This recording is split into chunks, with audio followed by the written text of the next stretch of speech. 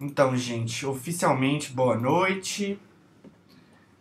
Vamos dar início à aula de hoje. A aula de hoje está muito legal, porque a gente vai falar sobre Boa noite, migrações. professor. Boa noite, William. Tudo bom? Boa noite. Tudo jóia, professor?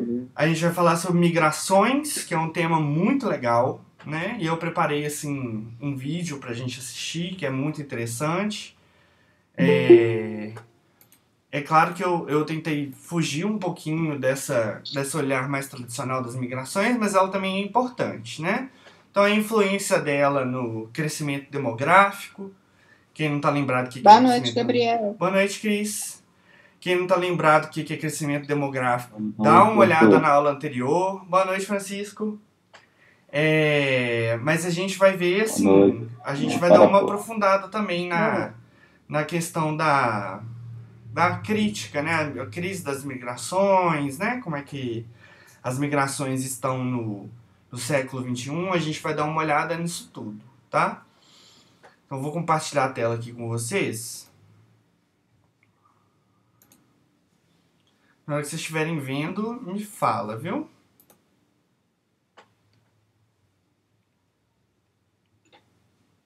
Começou a participar. Tá olhando, né? Estão vendo aí? Sim.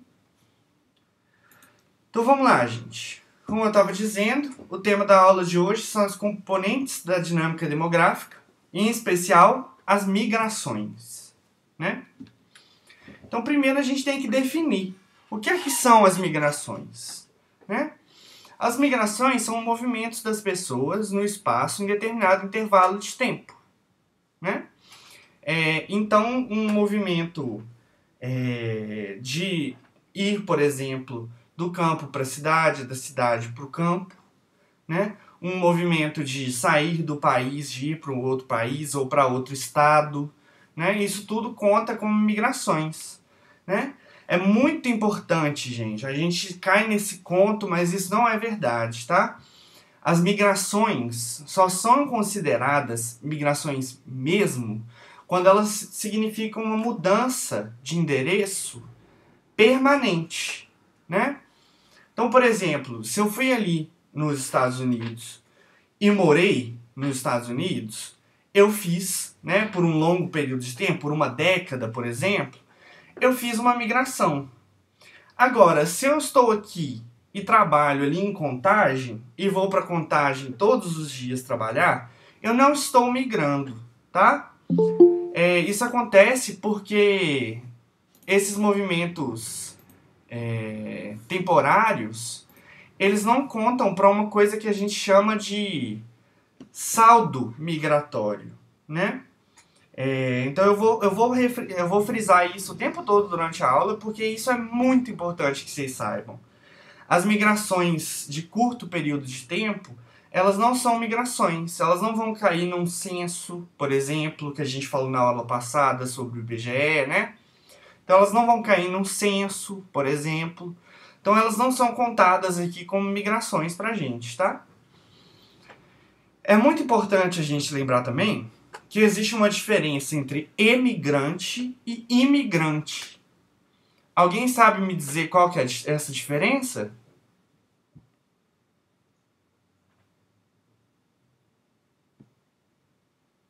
Alguém, pessoal? O Gabriel, imigrante que vem de fora, né? Emigrante seria o que vem de fora?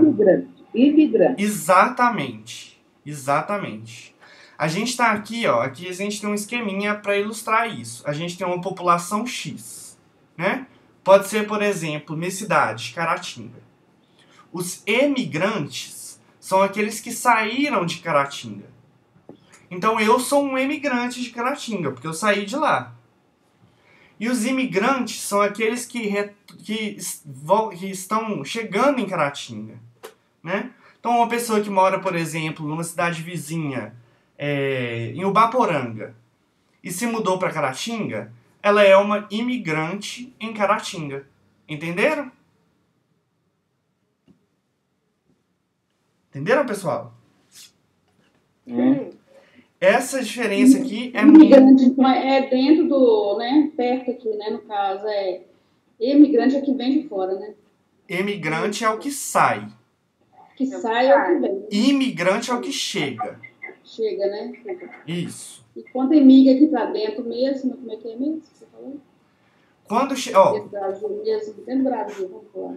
Então, dentro do Brasil, a gente também tem... Peraí que tem alguém chegando. Quando a gente tem alguém... Isso também vale para migração interna, tá, gente? Não é só externa, não. Então, eu dei o exemplo de Caratinga, né? Se eu estou saindo de Caratinga, eu sou um emigrante de Caratinga. Se eu estou chegando em Caratinga, eu sou um imigrante de Caratinga. Entendeu? Eu entendi. Entendeu? Porque você é de lá, então você veio pra cá, mas você é de lá. Eu entendi. Em relação a Caratinga, eu sou um emigrante. Em relação a Belo Horizonte, onde eu moro atualmente, eu sou um imigrante. Grande. Entenderam? Exatamente. Uhum. Ficou claro assim, pessoal? Pra mim, ficou claro.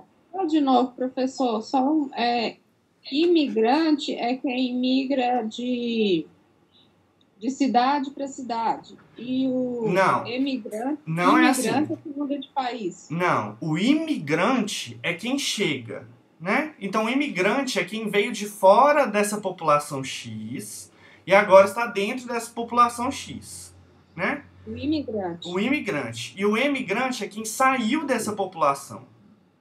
Ah, tá. Entendeu? Uhum. Não tem relação. Não pode ser em várias escalas. Isso aqui pode ser... Essa população X pode ser uma determinada cidade, pode ser Belo Horizonte, pode ser um país, pode ser Brasil, pode ser um continente, pode ser América Latina, né? Então essa aqui é uma população X. Quem saiu dela é imigrante. Quem chegou a ela é imigrante. Entenderam? Deixa eu te falar, então, no caso aí, você é as duas coisas. Eu sou um emigrante para Caratinga e sou um imigrante para BH. Para BH. Entenderam? Uhum. Isso aqui é bem complexo mesmo, pega a gente, mas é bom lembrar e com o tempo a gente começa a fixar isso melhor. Eu vou fazer uma atividade que contenha essa separação para vocês responderem e irem fixando isso aqui. Porque isso aqui é só com contato mesmo, gente. Tem que ter muito contato para entender melhor essa diferença. É verdade, porque faz uma certa confusão na cabeça da gente, né? Mas é muito importante saber que existe sim essa diferença, tá? Uhum. O I vem e o E sai. Exatamente. Tem um esqueminha em inglês, mas em inglês, né, gente? Não cabe de decorar assim em inglês. Não. O saldo migratório, gente. O que é o saldo migratório? Eu falei dele no começo da aula, né? Ele é justamente o tanto de migração, de movimento no espaço que aconteceu nessa determinada população, né? E como é que a gente calcula esse saldo migratório? Ele nada mais é do que o total de imigrantes, ou seja, de pessoas que chegaram a essa população, menos o total de emigrantes, que é o tanto de pessoas que saíram dessa população. Tá claro isso aqui? Alguma dúvida? É igual você falou, né? Vamos ter que estudar bastante. Porque que essa aqui pega, né? Mas assim, é um cálculo simples. E eu acho que ele até facilita, sabe? Se você lembra que o cálculo do saldo migratório, a gente tem que ter o total de pessoas que chegaram menos o total de pessoas que saíram, fica mais fácil da gente decorar o imigrantes e emigrantes, né? Uhum. É verdade. Fica mais fácil da gente lembrar. Uhum. Então vamos lá, bola pra frente. Os tipos de migração, gente. Existem vários tipos de migração, né? Eles se dividem em diferentes conformações, né? Diferentes formas, mas todos eles são migrações, né? De certa forma. Então, o primeiro tipo que a gente tem de migração... Peraí, tem alguém chegando. Então, o primeiro tipo que a gente tem de migração, ela se divide quanto ao destino, né? Então, você tem migrações internas quando elas ocorrem dentro de um mesmo país. Entenderam? Então aqui a gente tem exemplos de migrações internas dentro do Brasil. Esse mapa aqui é muito interessante. Eu gostaria de ter uma visão mais atualizada, né? Então pegando, por exemplo, a década de 90, a década de 2000, mas ela mostra as diferentes conformações de migração que aconteceram nas décadas de 50 a 60, de 60 a 70 e de 70 a 80, né? No Brasil. O que a gente pode reparar nesse mapa de interessante, pessoal? O que vocês estão vendo aqui?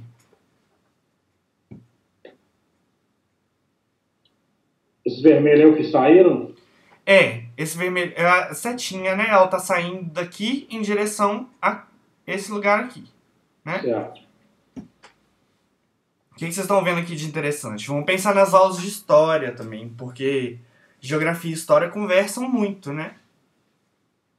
O que eu estou percebendo aí é que o pessoal do Nordeste vieram para o Sul e para o Sudeste, né? E é uma A migração migração aí tá maior, constante, né? Você tem ela desde a década de 50 até a década de 80, constante. Mas é engraçado porque você começa a ter aqui, na década de 60 a 70, uma migração do Sudeste, né? Aqui a gente tem pro Norte, aqui a gente tem uma mais forte ainda pro Norte. Então isso é interessante, né, pessoal? A década de 60 e 50 e 60 foram as décadas, assim, que deram os passos iniciais ao que a gente chama de Revolução Verde, que a gente já conversou aqui outras vezes, né? Foi essa mecanização do campo, o campo começa a se transformar, né? E a se modificar numa frequência muito grande. Peraí que alguém chegou. Então, é muito interessante a gente perceber que era um país agrário, né? E junto com essa transformação do campo, que ele começa a se tornar mais mecânico, mais mecanizado, mais automatizado, você também tem uma chegada forte da indústria, né? Então você tem um movimento de dispersão desse campo, tanto porque ele deixa de ter esse espaço para o trabalho, né? Agora é tudo mais mecanizado e etc. Quanto porque agora você tem nas cidades as indústrias, que são muito chamativas, né? As pessoas procuram a indústria procurando qualidade de vida melhor, né? Uma maior qualidade de vida. E é muito interessante a gente reparar esse movimento da indústria, né? Ela concentrada aqui no Sudeste, durante as primeiras décadas aqui do mapa. Mas aí você começa a aparecer um polo industrial no Norte, né? Eu não sei se vocês já ouviram do polo industrial de Manaus, vocês já ouviram falar? Já. Sim, até conheço. Pois o polo industrial de Manaus, ele começa a puxar muita gente, né, para trabalhar nele. E aí, em consequência disso, você começa a ter essa configuração de migração em direção ao norte. Junto com isso, na década de 70 e 80, a gente está em plena ditadura militar, né? A ditadura militar tem a plenos pulmões, né? E eles constroem vias e tentam movimentar, né, a população em direção ao oeste, ocupar esse território que até então tinha, em teoria, né, gente? A gente sabe que isso não é verdade, mas que em teoria tinha um vazio muito grande. Isso não é verdade porque a gente tem etnias indígenas que ocupam esse território, né? Então, assim, foi um movimento de ocupar com esses territórios do norte, né? Então foram uma série de coisas que favoreceram essa troca de movimentos aqui, né? Essa dispersão para a região norte. Alguma dúvida nessa parte aqui, gente? Não. Então vamos falar das externas. As migrações externas, elas ocorrem em direções a países diferentes, né? E aqui a gente tem outro mapa muito interessante, muito mais atual também, que mostra os principais fluxos migratórios no final do século XX e início do século XXI, né? Então é muito interessante, pessoal. Olha aqui. O Brasil, ele é uma das principais regiões de destino de imigrantes, né? Mas, ao mesmo tempo, você tem uma saída daqui para os Estados Unidos, né? Muito interessante a gente ver esse movimento. E aqui a gente consegue perceber uma série de conflitos e desigualdades, né? Esses países aqui que não estão coloridos em verde ou laranja, provavelmente isso acontece porque o saldo migratório ou foi nulo ou foi muito pequeno. Ou ele foi zero ou ele foi muito pequeno, né? Mas a gente vê uma saída muito forte, né, em regiões muito conflituosas. E assim, são distâncias variadas, né, que eles percorrem. Se vocês repararem, tem gente saindo aqui da região da Índia, né, se mexendo em direção à América anglo-saxônica, à América do Norte, né? Você tem pessoal que chega aqui procedente da China também, né, do Sudeste Asiático.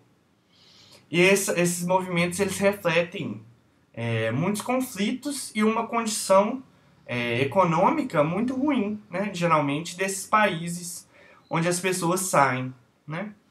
Vocês guardem essa informação, gente. A condição econômica, né, não precisa necessariamente você ter um conflito muito grande, mas a condição econômica, ela também é um fator que influencia muito na decisão de fazer uma migração, né?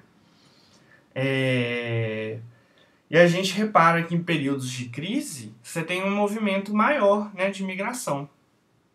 Outro fato muito interessante é que as mulheres migram mais. Vocês sabiam? Não. As mulheres migram mais que os homens. E isso aí pode ter uma série de explicações, né, gente? Mas principalmente por causa do papel que a mulher ocupa em muitos países, né? Um papel secundário, um papel sujeito a muita opressão, né? Então, às vezes, existe essa preferência por migrar, né? Para ter condições de criar os filhos, para ter uma condição de trabalho, para fugir de violência física e de violência sexual e psicológica, né? São uma série de questões que influenciam a migração da mulher. Outra divisão que a gente faz da migração é quanto à duração dela, né? Você tem as permanentes, né? Que é a mudança permanente, ou de pelo menos de duração significativa do local de residência, né? Então a minha migração, por exemplo, que saí lá de Caratinga e vim aqui para Belo Horizonte, ela é permanente. Ela já dura aí há 9 anos e, né, não tem plano nenhum de voltar, né? Então é uma mudança permanente. E essas mudanças permanentes, elas sim contam para esse saldo aqui, ó, para esse saldo migratório. Elas contam, né? Agora, essas mudanças temporárias, elas não contam para o saldo migratório, tá bom? Por favor, lembre-se disso. Tem muita gente que nem considera essas migrações temporárias como migrações, né? E é um ponto válido, porque você não tem mudança de endereço, você não tem uma coisa fixa ali. E essas mudanças temporárias, elas se separam em pendulares, que é um movimento de ida e volta num curto período de tempo, geralmente no mesmo dia. Vocês conseguem me dar um exemplo de migração temporária pendular? Eu ia na casa da minha irmã, Ela mora onde? Jaboticatuba. É um exemplo de movimento pendular, né? Eu vou de manhã e volto à tarde, à noite. Outro exemplo muito bom é um trabalhador que reside em Contagem, mas trabalha aqui em Belo Horizonte, né? Um trabalhador que trabalha em Confins e reside aqui em Belo Horizonte, né? Qual mais, gente? Oi? Eu moro aqui em São José da Lapa Uhum. e vou para o UNG trabalhar todo dia. Pois é um exemplo de movimento pendular, né? Todos os dias, né? Eu saio daqui, vou para lá, de lá para cá. Uhum. É um exemplo de imigração pendular que você está fazendo. E o segundo tipo é sazonal, né? Eu queria poder tampar isso aqui para vocês me darem outros exemplos, mas vou deixar isso aqui. Os movimentos sazonais, eles duram uma estação, né? Um período de tempo. Um exemplo é durante a colheita de cana, né? Os trabalhadores saem de determinada região e vão para outra colher a cana. Vocês conseguem me dar mais um exemplo de mudança sazonal, pessoal?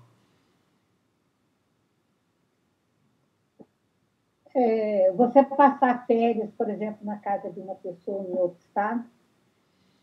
É um bom exemplo. É um bom exemplo. Às vezes você aproveita umas férias de um mês, por exemplo, e vai para a casa de um familiar. Uhum, com certeza. Mais um exemplo, pessoal.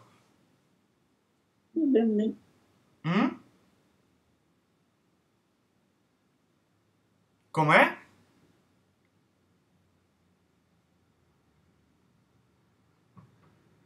Não conseguiram pensar em nenhum? Aí para ele trabalhar em outra cidade, professor? Não, Leonardo, a sazonal, ela tem a ver com a estação, né? Então, para você trabalhar em outra cidade, seria mais um movimento pendular. Colheita de café, professor. Colheita de café, perfeito, perfeito. A gente vai ver no vídeo que eu vou mostrar para vocês daqui a pouco, que até... Oi? Colheita de algodão. Uhum. Outro exemplo muito bom. É. A gente vai ver no vídeo que eu vou mostrar para vocês já que existe um movimento até entre alguns países, né? Que chamam trabalhadores de outros países para colher alguma fruta, por exemplo, né? Mas é sempre bom lembrar, de novo, mais uma vez, que essas migrações temporárias, elas não contabilizam pro saldo migratório. Elas não entram aqui, tá, pessoal? Não entra. Porque ela só sai na época da colheita. Ou na época da colheita, ou por um curto período de tempo para fazer o trabalho delas, né? Geralmente não vai a família toda, vai só, né? Sim. Como é que fala? O trabalhador. Né? Uhum. Para trabalhar num certo período, né? Acaba a colheita, eles retornam à sua cidade. Exatamente. Os movimentos... Oi? Lá na minha terra, as minhas irmãs mais velhas faziam isso com os meus pais. Eles iam e passavam uma semana, mais ou menos, na roça, colhendo feijão, milho e amendoim, né? Era isso que eles comiam. Aí, depois, chegava na sexta-feira, eles voltavam. Eles iam a pé ou então de burro, né? De animal. Mas eles faziam isso. Aí lá tinha água e tudo, então eles faziam na época que era a época de colher. Aí, foi ótimo exemplo. Isso aí a gente consegue perceber direitinho a diferença entre os movimentos pendulares, né?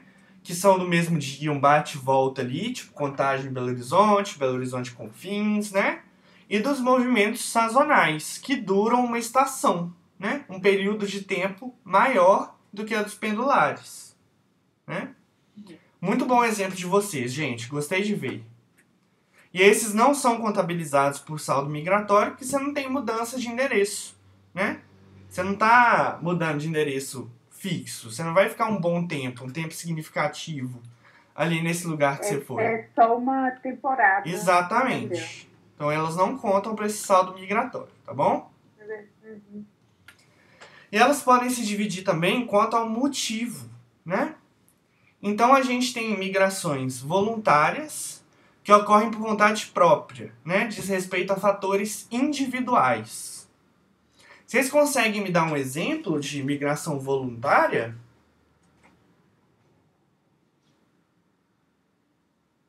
Uma pessoa, por exemplo, que arruma um emprego melhor numa outra cidade, muda para lá, ou para um outro estado. Sim, que vem para estudar, por exemplo, né? Sim. Que consegue... Oi, pode falar. Um exemplo, igual minha sobrinha, ela mora em fazenda e estava tendo muita dificuldade para formar o terceiro ano. E ela ficou um ano aqui na minha casa para concluir o ensino médio. Um exemplo bem marcante. Outro, por exemplo, eu tenho uma amiga agora que foi aprovada no mestrado na França, né?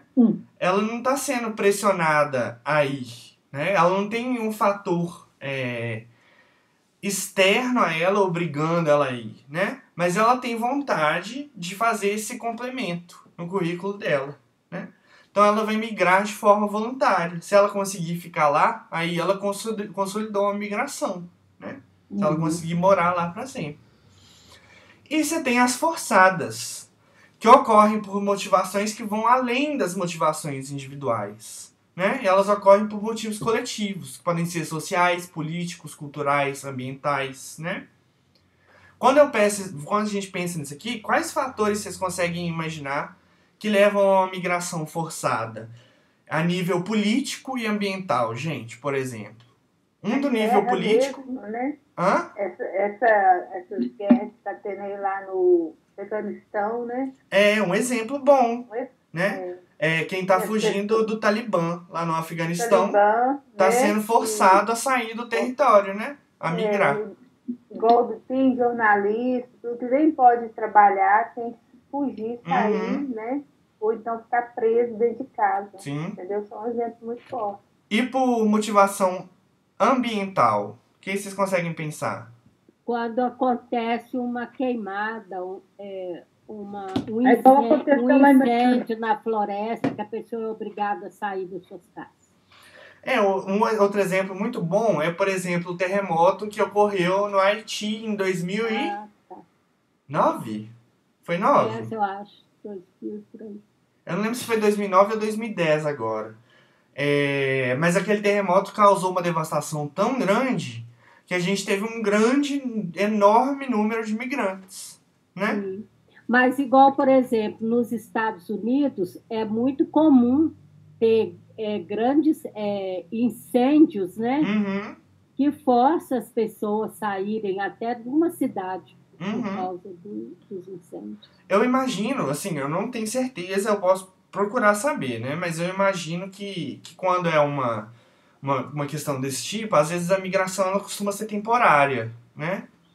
E aí ela acabaria não sendo contabilizada. Mas tudo bem. Em caso de grandes desastres naturais, né, que impactam muito determinado local, você tem uma migração que é mais significativa, né, maior, assim, mais expressiva.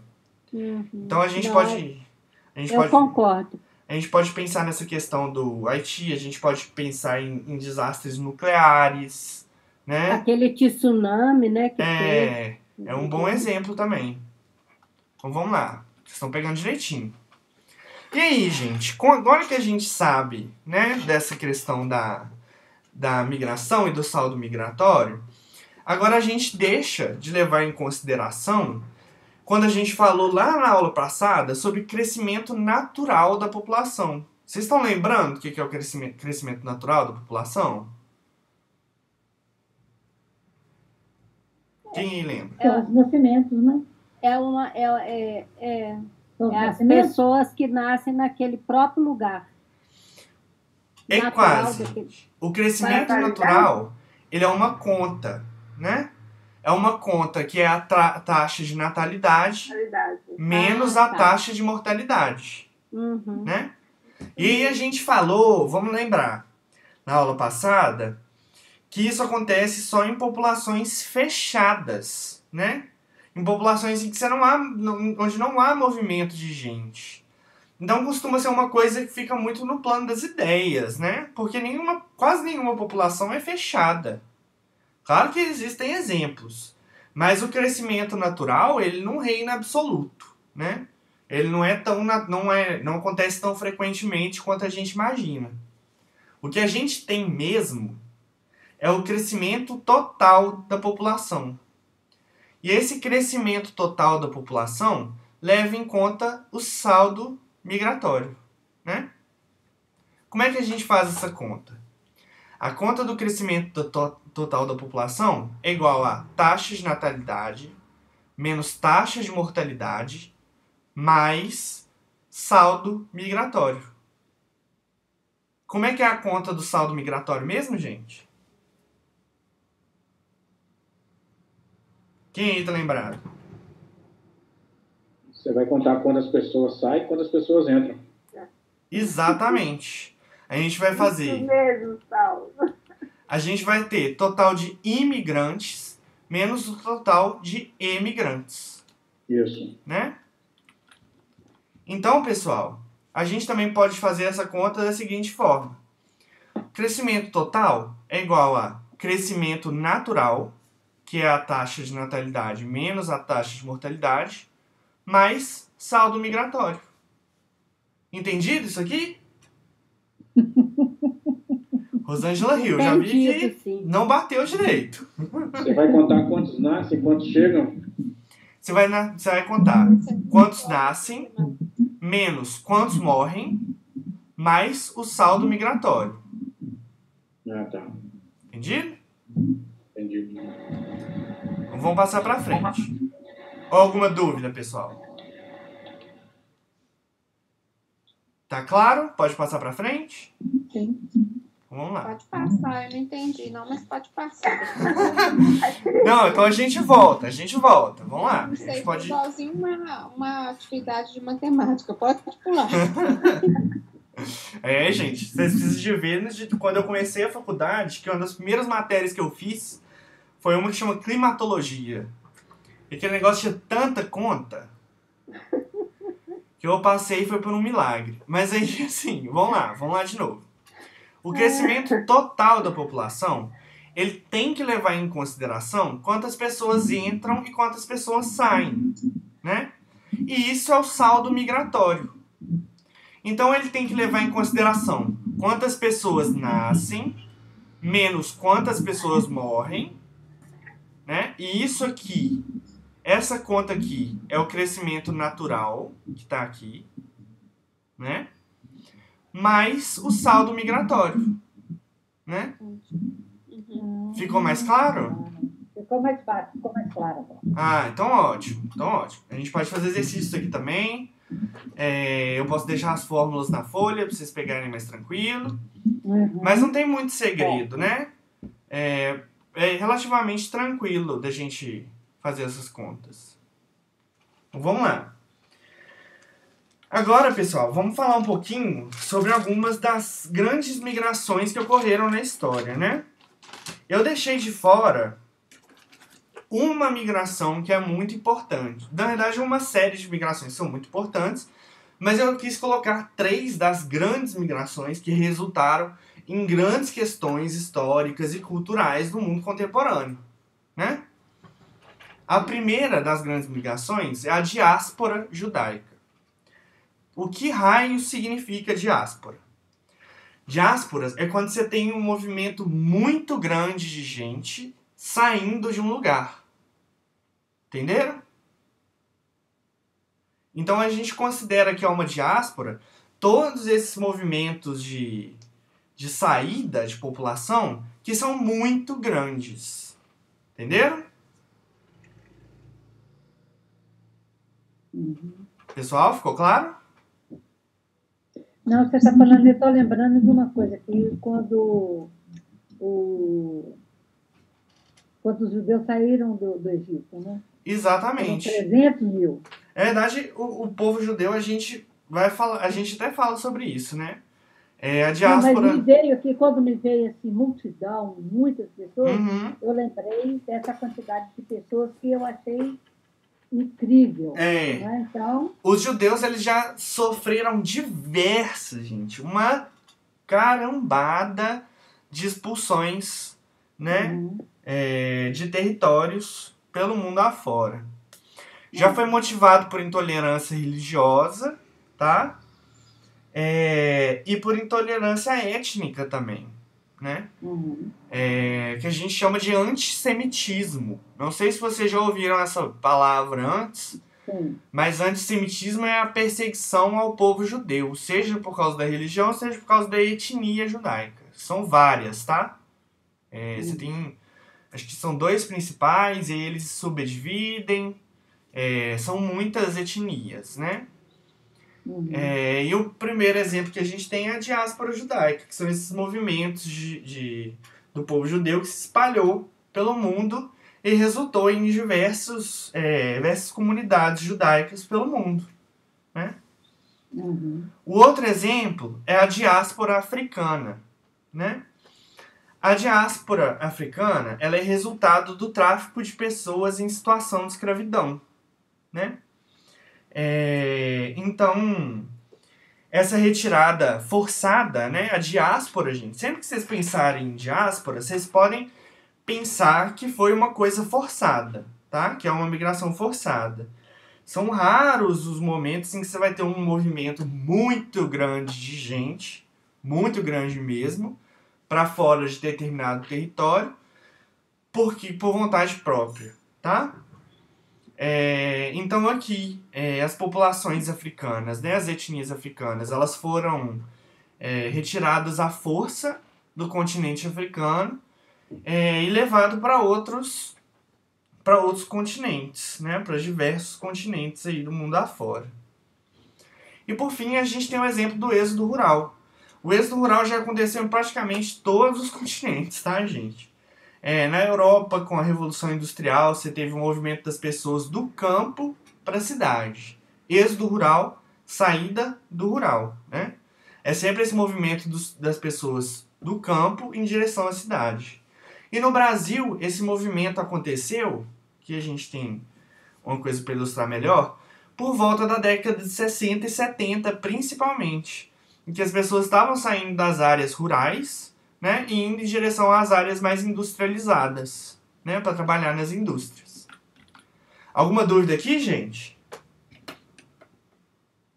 Não, esse aqui ficou mais fácil. Tranquilo, Professor, né? Oi. Qual que foi a que você deixou de fora? Muito bem lembrado. A que eu deixei de fora, gente, foram as migrações pré-históricas, né? Que a gente já conversou na primeira aula, que eram esses movimentos dentro do continente africano, depois em algum momento para a Ásia, depois em outro momento para a Europa e por último para a América, né? Foram migrações significativas e que moldaram, né, a história. Então, pessoal, a crise da migração. Muito obrigada. De nada, Graça. Precisando, tamo aí. Estou anotando, por isso, depois... Ótimo, muito bom. Tem que anotar mesmo. Então, pessoal, a crise da migração. Com a globalização, né, a gente ouve muito sobre uma aldeia global, né, uma integração entre os povos. Mas eu queria perguntar para vocês, isso acontece na prática? A gente está vendo mais integração entre os povos? O que vocês acham? Não. Talvez de maneira digital, né? Mas presença física, a gente continua cada vez mais dividido, né? Exatamente. Vocês já ouviram falar de xenofobia? Xenofobia? Não. Xenofobia, pessoal, é a aversão ao estrangeiro, tá? A gente vai assistir agora. Eu não sei se vai dar tempo de assistir tudo, mas eu espero que dê. Na hora que tiver aparecer a mensagem aí de 5 minutos, gente, vocês me avisam, tá? Agora aparece 10 minutos. Ah, é? Então Na hora que aparecer, vocês me avisam. Agora é 10 minutos. Eu vou colocar o vídeo aqui pra tocar. Na hora que aparecer, vocês me avisam, tá? Vamos lá.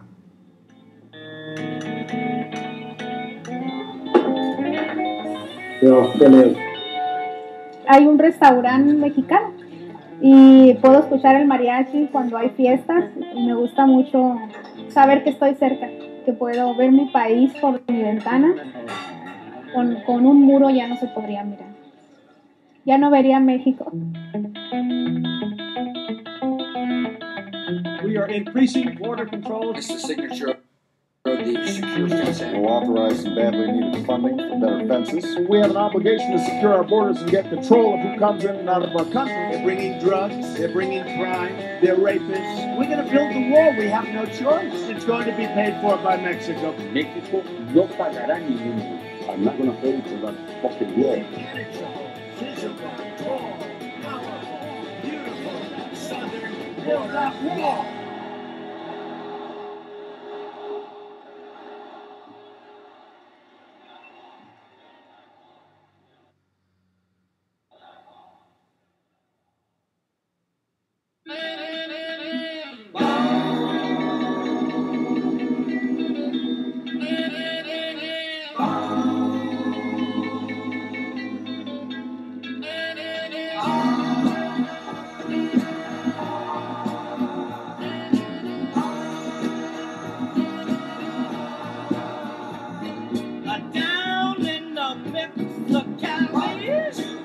Ahora que estoy yo de este lado, ahora me siento muy diferente, porque cuando yo no podía venir aquí me sentía triste, porque mis hijos y mi esposo, pues ellos estaban de este lado.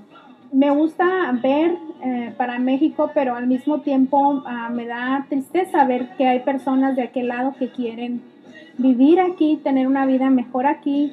Ponen escaleras del lado de México, ponen unas escaleras provisionales y se brincan y corren para atravesar y perderse en las casas. Pero la mayoría de las veces los agentes de inmigración los agarran y se los deportan. A mí me da tristeza porque sé que ellos quieren una oportunidad, pero no lo hacen de la manera correcta.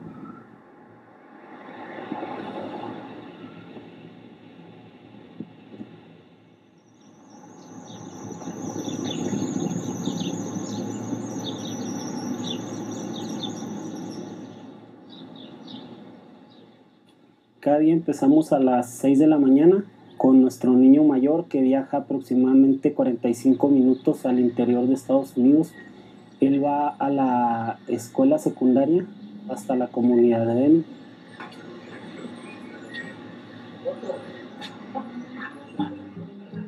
La niña más chiquita está en preescolar y ella sale a las 7 de la mañana para estar ahí a tiempo para que pueda cruzar también para ir a Columbus, Nuevo México, a la escuela. Los dos son ciudadanos americanos, los dos nacieron allá.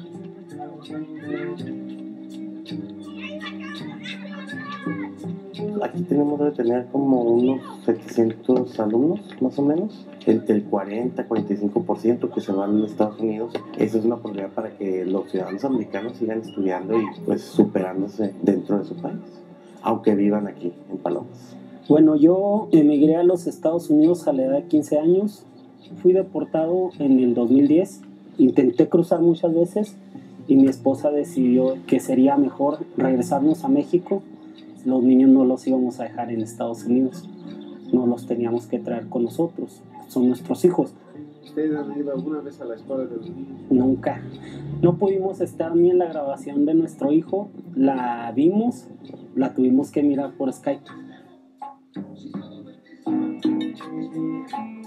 Porque a veces nosotros tenemos que entender que somos carne y somos más carne que espíritu. O sea, que seríamos apostólicos carnales.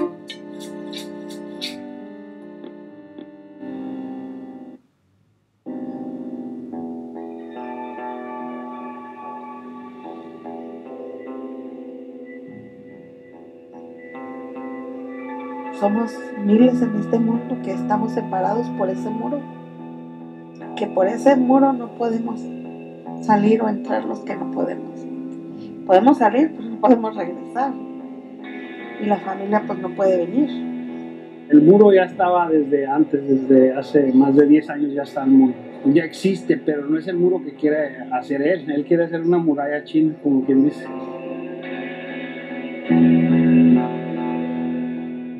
Es la amenaza que dio Trump en su campaña, más no sé si se realice, porque no nomás lo que él diga es, el Congreso tiene que hacer mucho ahí también. Trump está diciendo lo que la gente quiere escuchar. Es como ganó su campaña, es como ganó la presidencia, hablando, y él va a seguir hablando. We'll begin immediate construction of a border wall, so badly needed. You folks know how badly needed it is.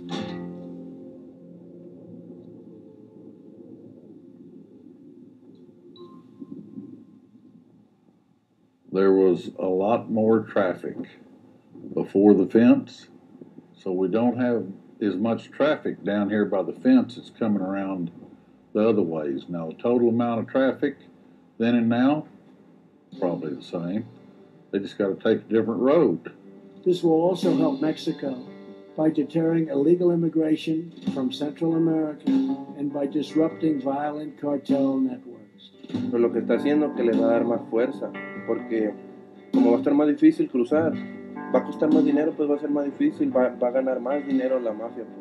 Y ahorita ya he preguntado por 3 lados, unos 15,000 y otros 18,000 y otros $18,000.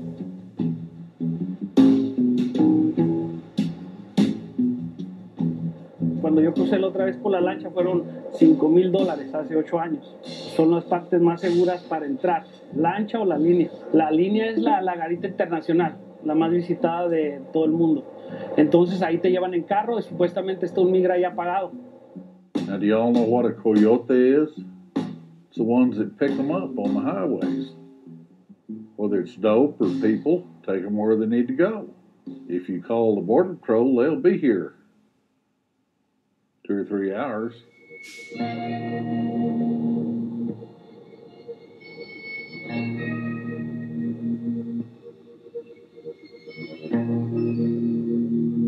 The smugglers were very focused on making money. They don't tell the migrants the truth.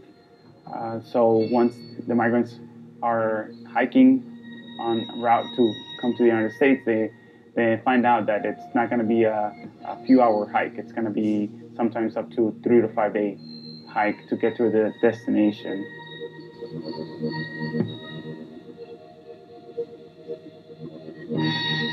Ponle unos 50 kilos que cargas por 5 días. Es tu mejor amiga, la maleta no la debes soltar para nada. Dejas la comida, no comes. Si dejas el agua, no tomas agua. Peligro de que te pique un animal o cosas así.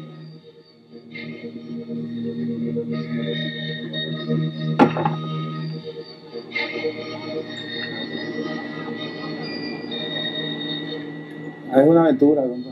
Es una aventura que uno la vive. Si hay gente que va a lugares que uno mira por History Channel, escalan montañas o lucha por sobrevivir y todo eso.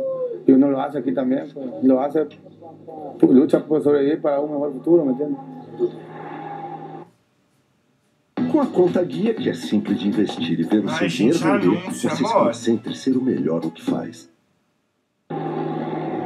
Yo ganaba $27 la hora a $33.25 la hora. Vienen siendo $1,000 a la semana aquí en San Diego. Entonces aquí gana 780 pesos por semana, que viene siendo un estimado de $35-40.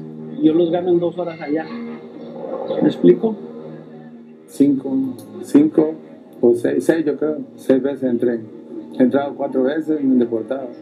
Y ahorita entré y salí yo solo. Por la frontera de San Luis Río Colorado. Hijo, pues se me hubiera dicho. Dale. Que haga un muro grande de 1 kilómetro para arriba, la gente va a seguir cruzando. La gente le va a hacer un hoyo por abajo, o se lo va a brincar, o le va a hacer un hoyo en medio y se va a cruzar. O sea, hay 1000 maneras, pues.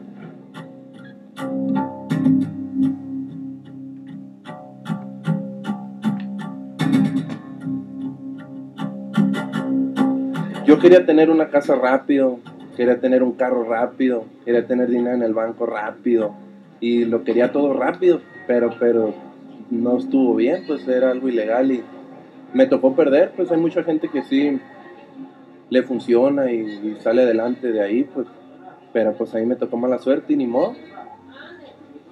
¿Qué voy a hacer? Ya no puedo regresar el tiempo para atrás.